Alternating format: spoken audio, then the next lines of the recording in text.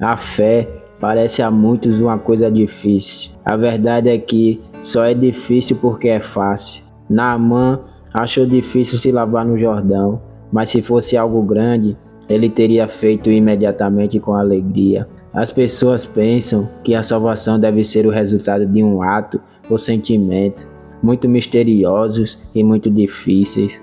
Mas os pensamentos de Deus não são os nossos pensamentos, nem os seus caminhos como os nossos. A fim de que o mais fraco e o mais ignorante possam ser salvos, ele fez o caminho da salvação tão fácil quanto o ABC.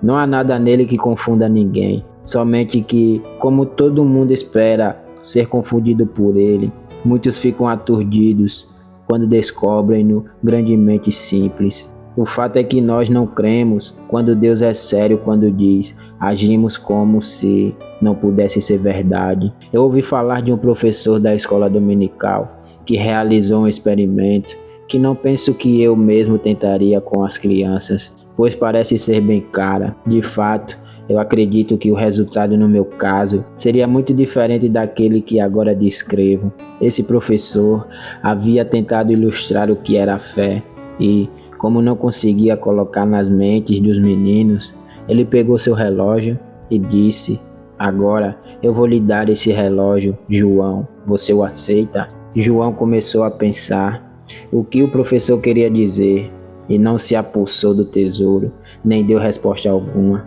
O professor falou ao próximo menino: Henrique, aqui está o relógio, você o aceita?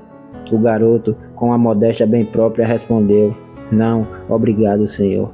O professor tentou a vários meninos com o mesmo resultado, até que um mais novo, que não era tão sábio nem tão pensativo quanto os outros, mas muito crédulo, disse com a maior naturalidade: obrigado, senhor, e pôs o relógio em seu bolso. Então os outros alunos despertaram para um fato instigante. Seu colega recebeu um relógio que eles recusaram. Um dos garotos rapidamente perguntou ao professor: ele pode ficar com ele? Claro que sim, disse o professor. Eu ofereci a ele e ele aceitou. Eu não daria algo e depois pegaria de volta. Isso seria tolice. Eu pus o relógio diante de vocês e eu disse que daria a vocês, mas nenhum de vocês o recebeu. Oh, disse o garoto, se eu soubesse que você falava sério, eu o teria recebido. Claro que ele teria. Ele achou que era apenas uma representação e nada mais. Todos os outros garotos estavam num triste estado de mente pensando que eles haviam perdido o relógio. Cada um clamou: professor, que não achei que era sério, mas eu pensei. Nenhum pegou o presente, mas todos pensaram. Cada um tinha sua teoria, exceto o menino de mente simples, que acreditou no que lhe foi dito e recebeu o relógio. Eu gostaria de ser sempre uma criança simples, para acreditar literalmente no que o Senhor diz e receber o que Ele põe diante de mim, descansando contente que Ele não está brincando comigo e que eu não posso estar errado ao aceitar o que Ele põe diante de mim no Evangelho. Seríamos felizes se confiássemos e não levantássemos nenhum tipo de questão, mas veja, pegaremos-nos pensando e duvidando. Quando o Senhor apresenta seu Filho querido diante de um pecador, aquele pecador deveria recebê-lo sem nenhuma hesitação. Se você o receber, você o terá, e ninguém poderá tirá-lo de você. Estenda a sua mão, homem, e o receba de uma vez. Quando questionadores aceitam a Bíblia como literal e verdadeira, e veem que Jesus é realmente dado a todo aquele que confia nele, todas as dificuldades para entender o caminho da salvação desaparecem, como a geada da manhã ao nascer do sol. Duas questionadoras vieram a mim em meu gabinete. Elas ouviram o evangelho de mim por apenas um curto período de tempo, mas ficaram muito impressionados por ele. Elas expressaram seu arrependimento de que em breve se mudariam para bem longe, mas apresentaram sua gratidão pelo fato de poderem ter me ouvido. Eu fiquei animado pelos seus muito obrigados gentis, mas fiquei ansioso também de que um trabalho mais eficiente deveria lhes ser feito, e por isso perguntei a elas: vocês de fato creram no Senhor Jesus Cristo? Vocês estão salvos? Uma delas respondeu: Eu tenho me esforçado por acreditar. Eu já ouvi esse depoimento várias vezes, mas nunca o deixarei passar por mim sem ser desafiado.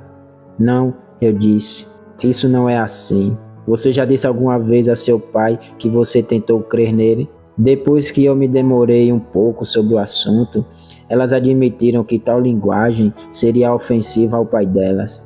Então eu apresentei o evangelho todo a elas, na linguagem mais simples que eu consegui, e eu lhes pedi que crescem em Jesus, que é mais digno de fé que o melhor dos pais. Uma delas respondeu: eu não consigo perceber isto, não consigo perceber que estou salva. Então eu disse: Deus dá testemunho de seu Filho, que todo aquele que confia no Filho está salvo. Você o fará mentiroso agora ou crerá na sua palavra? Enquanto eu falava, uma delas ficou como que atônita e surpreendeu a nós quando começou a chorar.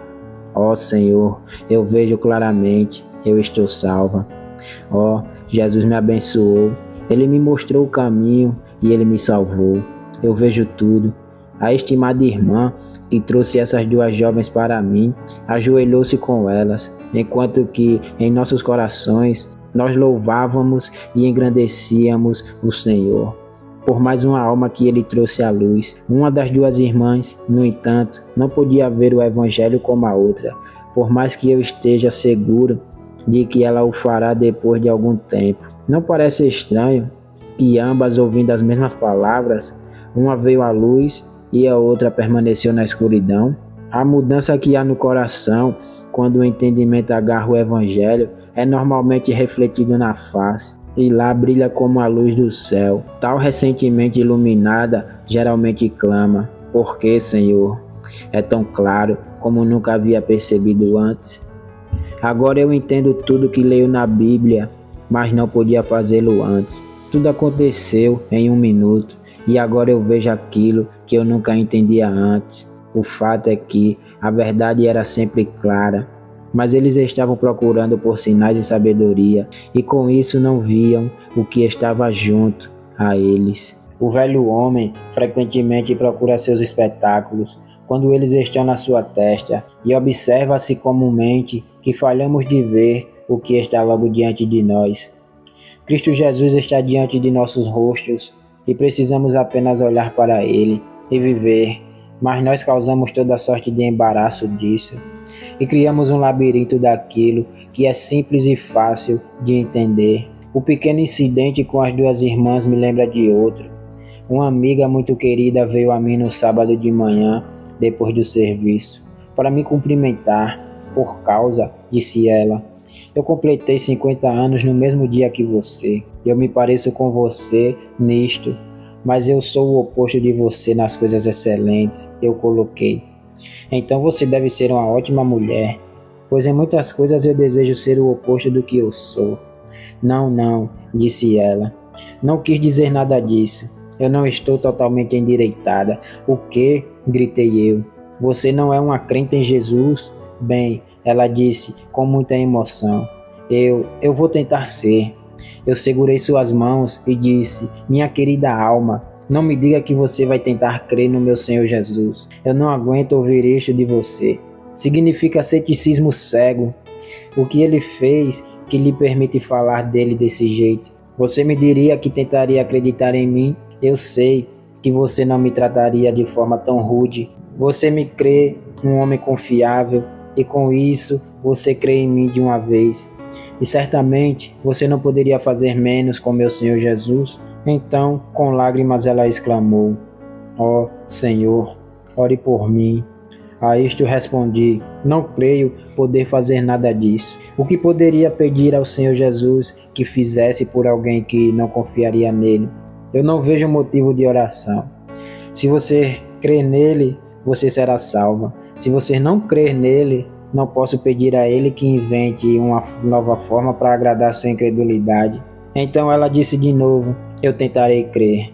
Mas eu lhe disse seriamente que não aceitaria nenhuma de suas tentativas, pois a mensagem do Senhor não menciona tente, mas disse, crê no Senhor Jesus Cristo e serás salvo.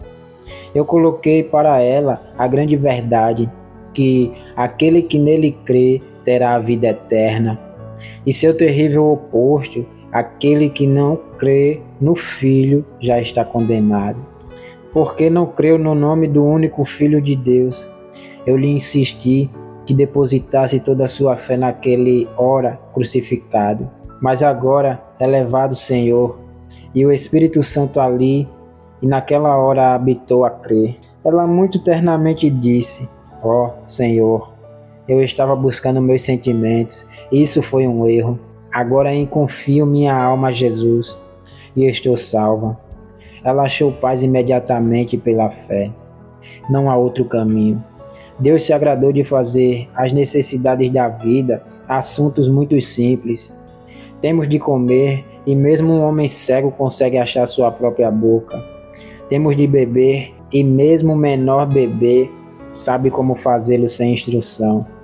Temos uma fonte no centro do orfanato Stockwell, e quando estão correndo no tempo quente, os meninos vão lá naturalmente. Não temos aula de beber na fonte. Muitos garotos pobres vieram ao orfanato, mas nenhum era tão ignorante a ponto de não saber beber. Agora a fé é, nas questões espirituais, o que comer e beber são entre as coisas temporais. Pela boca da fé, recebemos as bênçãos da graça na nossa natureza espiritual, e elas são nossas. Ó, você que precisa crer, mas pensa que não pode.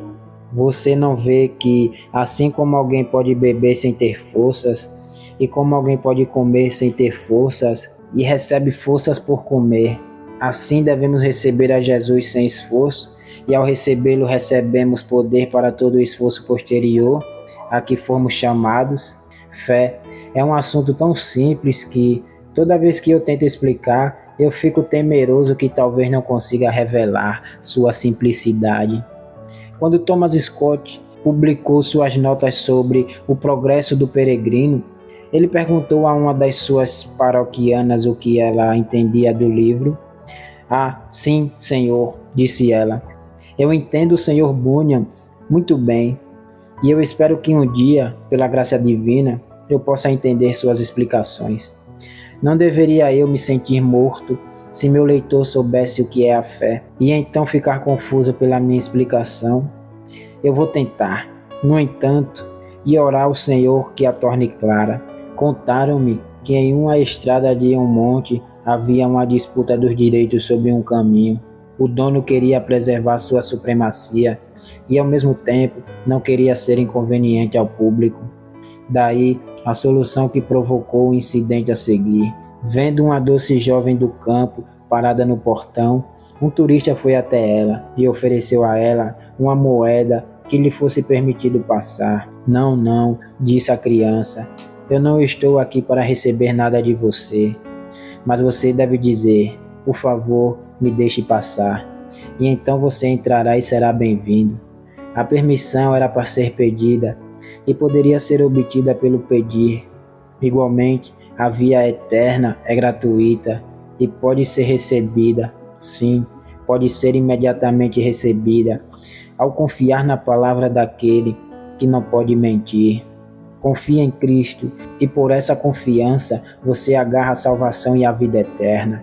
Não filosofe, não sente e incomode o seu pobre cérebro. Apenas creia em Jesus como você creria em seu Pai. Confie nele assim como você confia seu dinheiro a um banqueiro ou a sua saúde a um médico. A fé não lhe parecerá mais uma dificuldade para você, nem deve ser, pois é simples. Fé é confiança, confiar totalmente na pessoa, trabalho, mérito e poder do Filho de Deus.